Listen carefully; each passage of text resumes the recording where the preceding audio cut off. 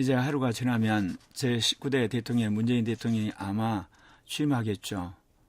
이제 온 국민들이 박근혜 대통령의 탄핵을 겪으면서 정말 새로운 대통령만은 국가를 잘 이끌어주기를 바라고 또 그렇게 덕담을 건넬 겁니다.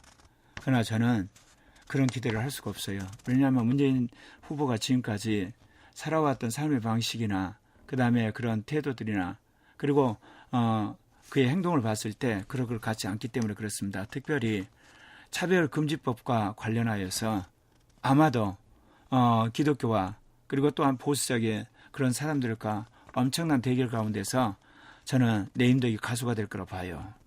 그거는 그동안 문재인 후보가 했던 여러 가지 이 동성연애 결혼 또는 차별금지법과 더불어서 오락가락한 행동 속에서 그를 읽을 수가 있어요. 4월 19일 대선 토론에서 홍준표 후보가 그런 이야기 했죠. 문재인 후보에게 동성결혼 찬성하냐 반대하냐. 그랬을 때 동성결혼 반대한다고 이야기를 했어요. 그리고 군대에서 동성애 때문에 난리가 나는데 군대에서 동성애 하는 거 찬성이나 반대할 때 반대한다고 이야기를 했거든요. 그것 때문에 나중에 기자회견 때 동성애자들이 와서 기자회견을 난장판을 만든 적도 있죠. 그런데 문제는 5월 4일 게이 인권 운동 단체인 친구 사이에서 이런 것이 발표됐어요.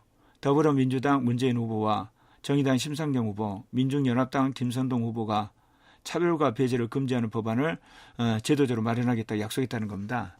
그러니까 국민들 앞에서는 동성결혼 반대하고 그리고 군대에서 동성애 반대를 이야기해놓고 이 게이단체 이런 데 가서는 앞으로 처벌 금지법 또는 포괄적 차별금지법 그거 제정하겠다는 거거든요.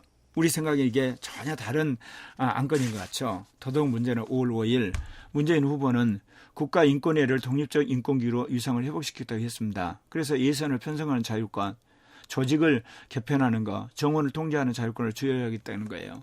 이 세 가지가 전혀 별게 없는 것 같죠. 그러나 이 세 개가 밀접하게 연결되어 있습니다.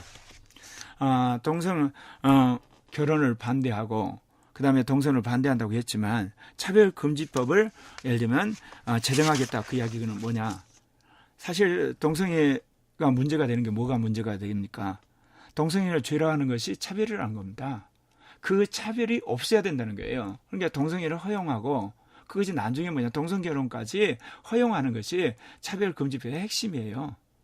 예를 들면 다른 종교를 믿으면 지옥 간다. 그런 말 하지 말라는 겁니다. 왜냐하면 다른 종교를 차별했기 때문에. 그렇기 때문에 그걸 하지 말라는 것이 바로 차별금지법의 핵심입니다. 그리고 더더욱 이 동성애를 확산시키는데 가장 핵심적 역할을 한 것이 국가인권위원회예요.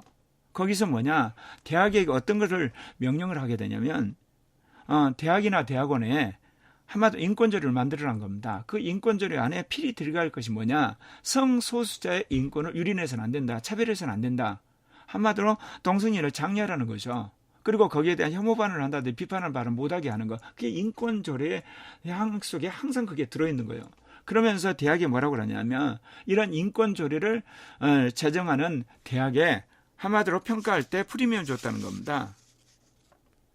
국가인권위원회가 한국의 여러 가지 분야에서 인권을 신장하는 데 공헌하고 있는 사실이에요. 그러나 무소불위의 권력을 가지고 입법사법행정위에 군림하면서 나름대로 인권을 개념화시켜서 자기들이 규정을 해가지고 이야기하는데 그중에 하나가 성소수자에 대한 한마디로 관대한 성소수자가 인권이라는 겁니다. 그렇기 때문에 2011년에 기자협회하고 보도 규칙을 세웠어요. 거기에 성소수자에 대한 비판적인 거 또는 어떤 질병과 관계된 거 또는 거기에 혐오감을 유발하는 거 그리고 거기에 부정적인 그런 기사 전혀 실지 않기로 했다는 겁니다. 이미 한국은 동성연애에 관한 독재국가입니다.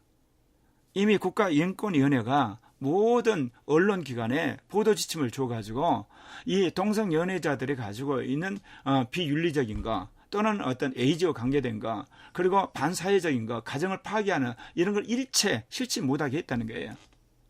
그런데 이런 국가인권위원회 예산을 자율성을 주고 조직을 자율성을 주고 그리고 그 인원을 대해서 자율성을 준다는 이야기는 마음껏 활동하라고 하는 거거든요.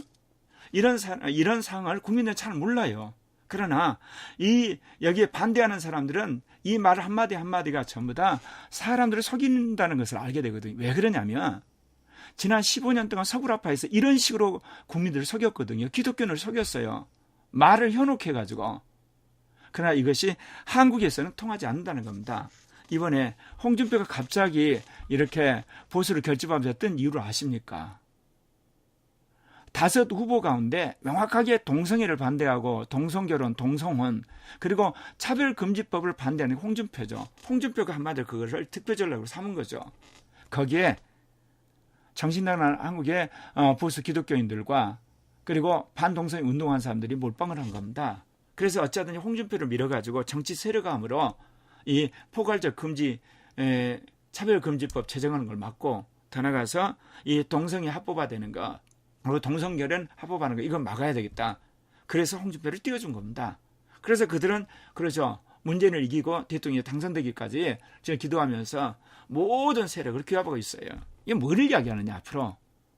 문재인과 그리고 더민주당 그리고 정의당 민주연합당이 이제 이 차별금지법 나아가서는 이제 군형법 92조 6항 이런 것들을 이제 한마디로 개폐를 하게 될 때 엄청난 저항에 이제 처하게 될 거라는 거예요.